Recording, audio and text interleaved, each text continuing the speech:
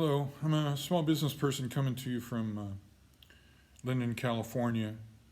I'm a small grape grower and have a small winery here. We've been here 25 years. I'm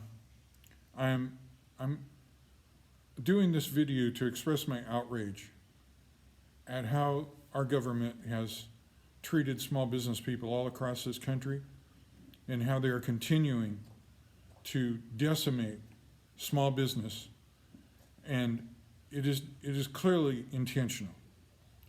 I want to start with the PPP program. This payroll protection program has been touted as a loan program to help small business people. The fact is, it's a trap. It's a fraud.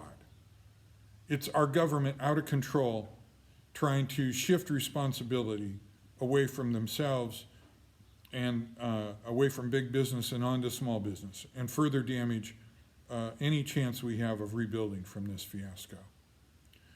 I'm not disputing that the social distancing needed to occur. I'm disputing how it was done.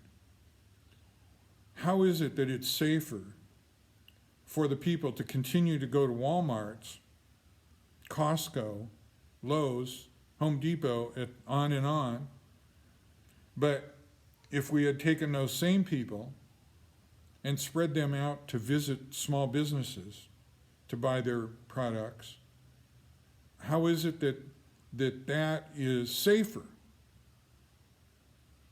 The logical thing would have been to say, okay, if you're in business, period, then you are not allowed to have more than one person per 500 square feet in your store, whatever it is, and allow the business person to control entry and have people line up outside if they have to, but allow them to continue to sell their products. This has been a catastrophe for small business, while at the same time it shifted all the sales to the biggest customers. We're in the wine business. Our wines, we sell to other small wineries all over the country, and they were closed. We were closed in the first effort here in California, along with the restaurant business. We weren't given opportunities to figure out a way to social distance. So then they come up with a program to help us, right? The PPP program, that'll help us. No. That program is there for one reason, and that's so that the states can shift some of their administrative costs directly onto the small business people. There is no money in that program for anything except paying for the wages of people that are rehired and kept on when there is no work for them. And you have 2 months after the money is given to you to use it for payroll purposes, and then what's used for payroll purposes will be as long as you keep all of your employees. Your payroll is equal to 2 months worth of pay. You'll get it reimbursed, maybe, because the rules keep changing on an hourly basis, and nobody in the world knows what the rules are going to be come time when you have to pay it back. The law stated that the interest on that loan, PPP loan, they're calling all of these loans. They're not even willing to just make them grants. Well, the loan is interest is not forgivable. So you're going to owe the interest on that loan no matter what happens. Then the law stated that you had 10 years to pay back whatever loan money was not forgiven. But then when they instituted it, they said, no. 2 years. It's all got to be paid back in 2 years. That's Mr. Mnuchin, your buddy. The guy who took homes from all kinds of people all over the country in 2008. He's the guy who's helping us now. If you believe that, I got a bridge I'll sell you. I'm angry. Then they have the EIDL program, the $10,000 grant. Remember that program? Supposed to be paid in 3 days from application. I applied for that program like 3 weeks ago. Now I hear it's not $10,000. It's $1,000 per employee is what they're saying. But the law doesn't say anything about that. The law says $10,000 per employer. The rules are changing all the time.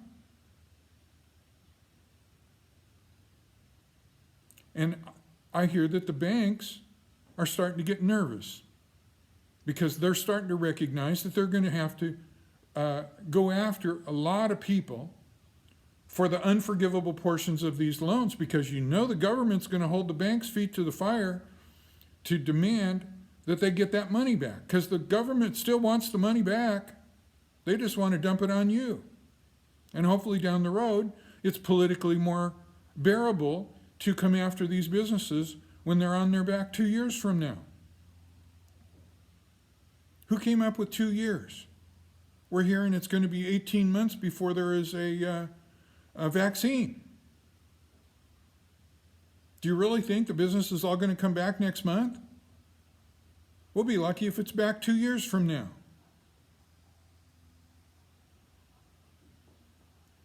They have plenty of money, trillions of dollars, they say, that they can give to Wall Street. How can Wall Street be booming right now?